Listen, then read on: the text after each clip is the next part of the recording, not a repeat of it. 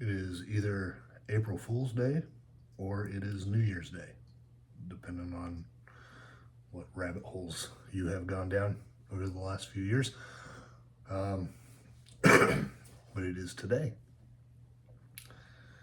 And I'm on my days off. And I feel good enough that I can actually do a little work on some of these models. So I am going to do the mid-tone color on my Gray Knights. So I did the base coat in Vallejo model color gunmetal blue. Beautiful color. I mean, it's really, really nice. So it's got that nice blue tint to it. It's got a nice metallic sheen to it without being overwhelming. So I think it's going to work really, really nice. Then I'm going over everything with Vallejo model color natural steel as my mid-tone. I applied the blue gunmetal with my airbrush, and I'm gonna do the same for the natural steel. So my airbrush, what am I using? Well, I don't really know what to tell you. I know I didn't pay a lot for this thing. I didn't. This was not an expensive purchase. And this is the airbrush that I accidentally bought 2 of them.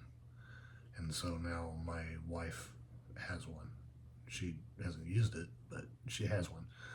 Or I have an emergency backup if I need to, which I don't, because I have a brand spanking new gallery airbrush sitting in a drawer.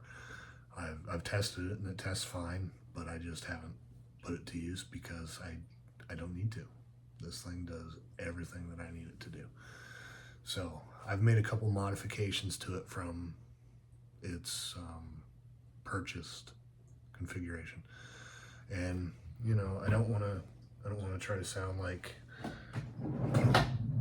you know, some wise old fart on top of a mountain or anything, but you know, I've been building plastic models since I was a little kid. I mean, I think I was 7 or 8 years old when I tried putting together my first plastic model. And I had a tube of Tester's model glue, that really stringy, sticky, stinky crap that just was gross. Yeah, and it was I think it was like a Monogram model, probably, or Revel. I mean, it was an alright model, but you know, it wasn't like, you know, wasn't it to me a level quality. But yeah, I've been doing this for a long, long time. Not specifically war game figures. That's relatively new. I think I put my first figures together in 2016 or 2017, something like that. So I mean, I've been doing it, you know, 8, 9 years, something like that. Whatever. But not steady, not continuously. Fits, starts, long breaks, long pauses. Just, you know, I mean, I've still got somewhat of a pause on tying flies. I used to tie fishing lures. I took that up when I was in my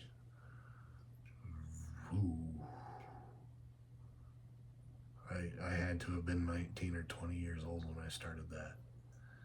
And I did it steadily for several years, and then I took a break, and I'm kind of still on it. I don't sit here and tie flies, so, but I will someday. Anyways, the mid-tone color. So I'm going to use the airbrush. And I would say one of the things that if you're going to have an airbrush, one of the things that's nice is to have the quick connect. Okay, so the less that you have to, you know, work threads, the better. Now, thinking ahead, I have a regulator, just a simple pressure regulator on this quick connect. So I can adjust the airflow that's actually getting to the brush. I have it adjusted at the compressor and I run it at max, which for this compressor, for it to run comfortably without getting too hot and anything like that, I run it at about 25 psi. So I don't, I don't run high pressure. I tend to run my paints a little thinner than a lot of people do, but because of that, I can run at a lower air pressure and I can still get good results. So I like to regulate at the compressor, then I regulate here at the quick connect, and then I have one further regulator up here on the airbrush to dial down things just very, very delicately. It's nice to have this cut access so you can pull the needle back. Sometimes that will help you actually break loose of a clog. Having this kind of a tip where you've got some openings is really, really nice. So if you've got one of your old, just grody, kind of workhorse old paintbrushes that you can use to scrub, then you can actually scrub and you can get rid of that dry tip situation because of that cutout. And it's nice to have. Yeah, that's about it. But I mean, I bet I didn't even pay $50 for this thing. I just scouted on eBay and found something I thought would work. And yeah, I took a gamble because it's, came on the slow boat from China, but that's not necessarily a bad thing. And when I got it, it looked really, really nice. It had a really good level of fit and finish. It didn't look like it was just hacked together. The surfaces, like the working cup, I don't know if you can see that. I mean, I know the lighting is not all that great, and yeah, that's kind of my fault, but hey, I'm not a professional and I'm not going to be. But I mean, I do clean my tools very, very well. But this is after almost 3 years worth of use, so it's pretty nice.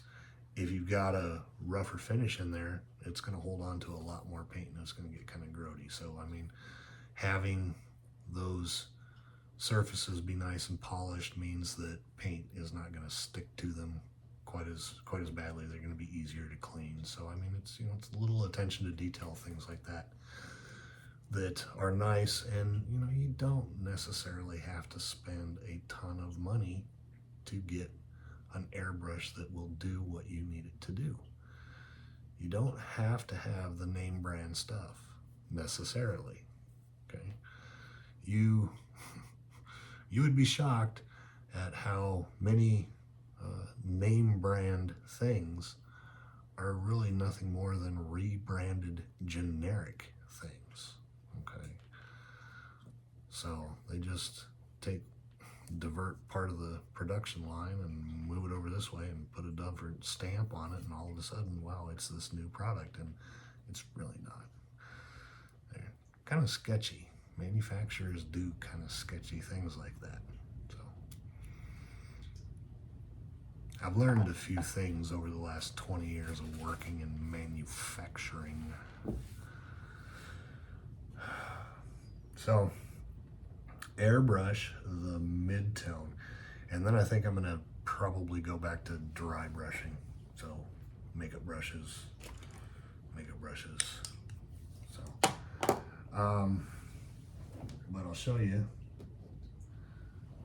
I will show you my Dread Knight Walker, so you can get an idea of the color that I laid down. It is a really, really nice color. So I like this guy. He's big and intimidating looking. He's going to make a nice addition to the army. Going to be a nice display.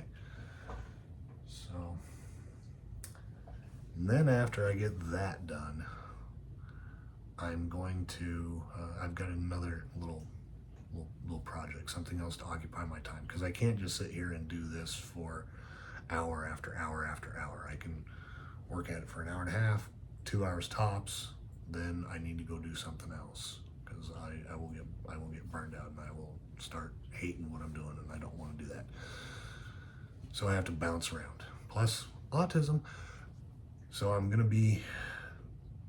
gonna try to do a video, and it's gonna be a little excerpt of my gameplay from Path of Exile II. So I decided to finally, okay, let's go ahead and start Path of Exile 2. I've had it downloaded and installed for several months now, but I wasn't quite done playing Diablo 4. Well, now I am. I have taken every single character class all the way up through and to the torment levels. They're just, I mean, I've got great single point damage. I've got great area of effect damage. I've got damage over time. I splatter screens. It's great, but I'm bored. I was disappointed in the story of Diablo 4. It was very anticlimactic. When you got to the end, it was like, okay. And the end game is just not all that interesting to me. So, as much fun as I've had, now it's time for something else. I love a good action RPG, and now I think Path of Exile 2 is going to be it for me. So, I'm not any kind of, I wouldn't even say I'm knowledgeable about really how to play these. I kind of stumble my way through. I can kind of figure out what I'm doing. No, I'm not particularly good at the mechanics behind everything. I'm still trying to figure out how to determine the quality of a piece of gear. I struggle with that behind the scenes stuff, as well as, gee, what point should I take on should I go this way and get extra damage, or should I go this way? And I struggle with that stuff. So, I don't know, I might just disable the comments, that way none of you can sit and roast me for how bad I am. But I just want to show you what, I'm kind of contending with. And so far, it's okay. I seem to be doing all right for where I'm at. I think I'm at like level 10 or 11, something like that. I don't know, but I'll put that video up after I put this one up. So then there might be another video after that where I can show you the progress on these things and see what they look like in this intermediate stage. So look out, stay tuned.